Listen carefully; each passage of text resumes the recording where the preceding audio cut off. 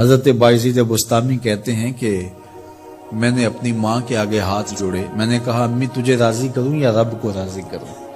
تو اپنے حق مجھے معاف کر دے، اللہ کو میں راضی کر لیتا ہوں۔ ماں نے کہا جاؤ پتر میں اجازت دیتی ہوں۔ گئے جنگلوں میں ذکر و فکر میں لگے رہے، تنہائی میں اس کو یاد کرتے رہے، دن رات ذکر کے چراغ روشن رکھے۔ 12 سال گزر گئے حق کی تلاش میں۔ ایک دن واپس بستام کے قریب سے گزر رہے تھے، خیال آیا چلتے چلتے ماں کو سلام کر جاؤں۔ دروازے کو دستک دینے لگے تو اس خیال نے ہاتھ روک لیا کہ ساری زندگی ماں کو سکھ تو دیا کوئی نہیں، اب دکھ بھی کیوں دینے لگے ہو؟ رات کا ایک پہر بیت گیا ہے، سردیوں کی لمبی رات ہے، ماں بستر میں لیٹی ہوگی، تیرے لیے اٹھے گی، دروازہ کھولے گی۔ دروازے کے ساتھ ہی لگ کے بیٹھ گئے اور ساری رات کاٹ دی، اس خیال سے کہ ماں کو تکلیف نہ ہو۔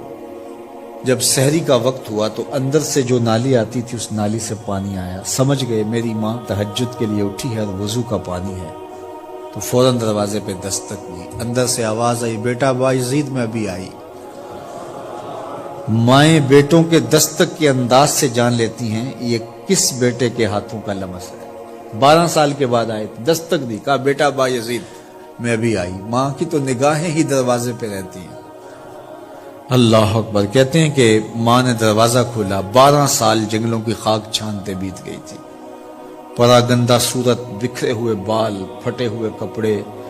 میری ماں کی جب نگاہ میرے پہ پڑی تو اس کی چشمان سے موٹے موٹے آنسو ٹپکنے لگے، اور اس نے ایسے ہاتھ پھیلا کے کہا مالک میرا بیٹا بایزید تیری طلب میں نکلا تھا، تو نے ابھی تک اسے اپنا قرب نہیں دیا۔ حضرت بایزید بستامی کہتے ہیں 12 سال کی ریاستوں سے جو کچھ نہیں ملا تھا ماں کے اٹھے ہوئے ہاتھوں سے مل گیا۔ میں نے کہا مالک میں تجھے کہاں ڈھونڈ رہا ہوں، تو کہاں موجود ہے؟ تو ماں باپ کی رضا اللہ کی رضا کا دروازہ کھولتی ہے۔ جن لوگوں کے ماں باپ ناراض ہیں اور وہ جا کے پیر صاحب کی خدمت کرتے ہیں اور میاں ماں کے قدم چومو، باپ کی ٹانگیں دباؤ، ان کی خدمت کرو، تمہارے پہلے مرشد وہ ہیں، ان کو راضی کرو، پھر کسی شیخ کامل کی صحبت میں آنا، دیکھو کیسے دل کی بند کھڑکیاں کھلتی ہیں۔